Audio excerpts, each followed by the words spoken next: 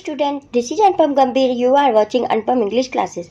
Student, आज के इस वीडियो लेक्चर में क्लास 12 इंग्लिश विस्टास बुक से चैप्टर 1 द थर्ड लेवल, इसके हम सभी क्वेश्चन आंसर को कंप्लीट करेंगे। स्टूडेंट, वो क्वेश्चन आंसर जो बुक के बिटवीन में है, चैप्टर के बिटवीन में है और जो चैप्टर के लास्ट में है, दोनों। तो चलिए स्टार्ट करते हैं फर्स्ट क्वेश्चन से। Do you think that the third level was a medium of escape for Charlie? Why? क्या आप सोचते हो कि जो थर्ड लेवल का जाने का एक्सपीरियंस है वो एक बच के निकलने का है चार्ली के लिए, किसी प्रॉब्लम से बच के निकलने का जरिया है, और ऐसा क्यों? Yes, I think the third level was a medium of escape for Charlie.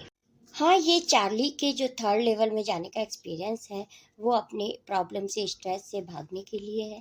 He was living in a modern city where life was full of stress, insecurity, fear and worries. जहाँ चार्ली रहता है modern city में, उसकी life full of stress यानी कि stress से भरी हुई है, डर है उसके अंदर, चिंताएं हैं। Time travel is man's way of escaping from it. और ये जो टाइम ट्रेवल है यानी कि अपनी प्रॉब्लम से दूर भागना, ये उस समय की प्रॉब्लम से बच पे निकलने का जरिया है। A man seeks escape into the world of fantasy and happier times of the past.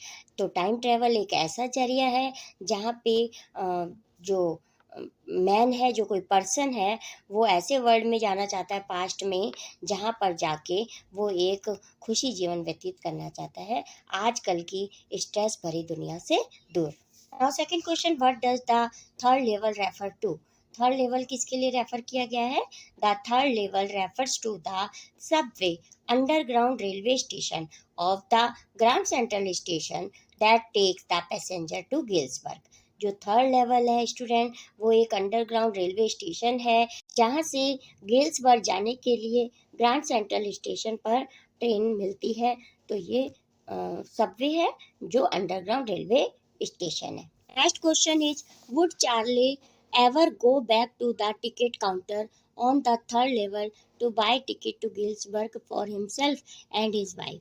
तो क्या चार्ली वापस जाता है टिकट काउंटर पे थर्ड लेवल जाने के लिए, दो टिकट खरीदना चाहने के लिए, अपने लिए और अपनी वाइफ लुइजा के लिए? No, Charlie would never go back to ticket counter on the third level to buy tickets to Galesburg for himself and his wife. वो वहाँ पे नहीं जाता अपनी और वाइफ के लिए, दोबारा वहाँ पर वापस नहीं जाता अपने लिए और अपनी वाइफ की टिकट खरीदने के लिए थर्ड लेवल पर टिकट काउंटर पर दोबारा नहीं जाता, because the third level was his imagination. जो क्यों? क्योंकि वो जो थर्ड लेवल पे जाना उसकी केवल इमेजिनेशन थी, ड्रे ड्रीम था। Next question is, what do you infer from Sam's letter to Charlie? जो सैम का लेटर होता है चार्ली के लिए, उसका क्या परिणाम निकलता है? In fact there was no letter from Sam.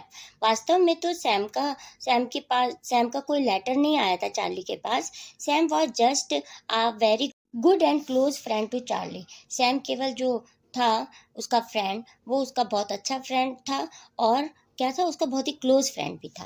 As we know that Charlie was living in a modern city. जैसा कि हम जानते हैं जो चार्ली था वो मॉडर्न सिटी में रहता था, where life was full of stress, जहाँ पे लाइफ बिल्कुल स्ट्रेस से भरी हुई थी। He use to miss the peaceful place where his grandfather lived. तो वो वैसा प्लेस मिस कर रहा था जहाँ पे उसके दादाजी रहते थे। बहुत शांतिमय जगह थी। कौन सी जगह पे रहते थे? गिल्सबर्ग में।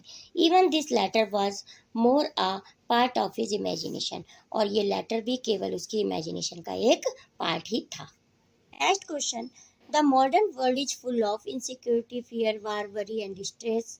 What are the ways in which attempt to overcome them? Student, important question है ये।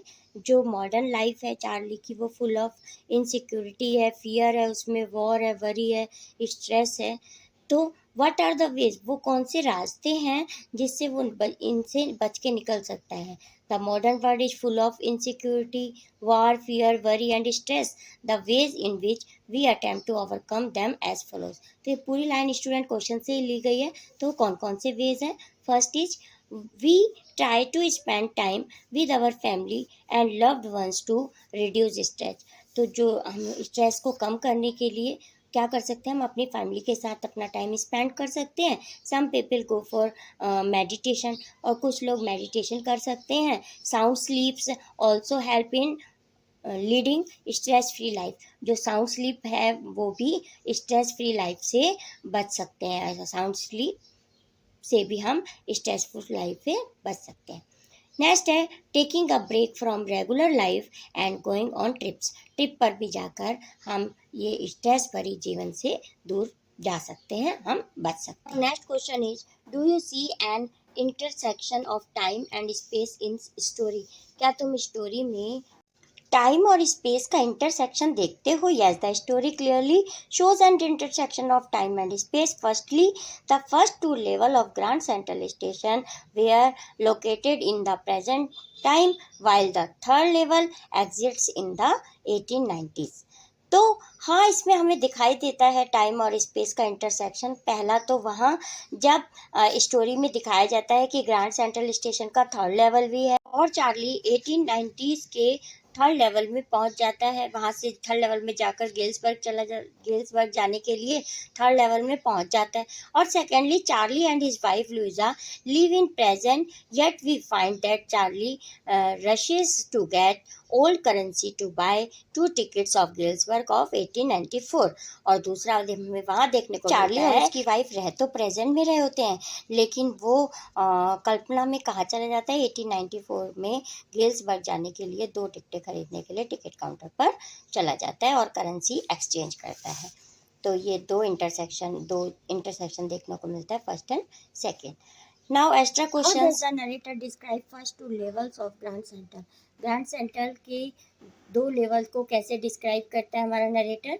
The narrator went down the steps of the Grand Central Vanderbilt Avenue to the first level.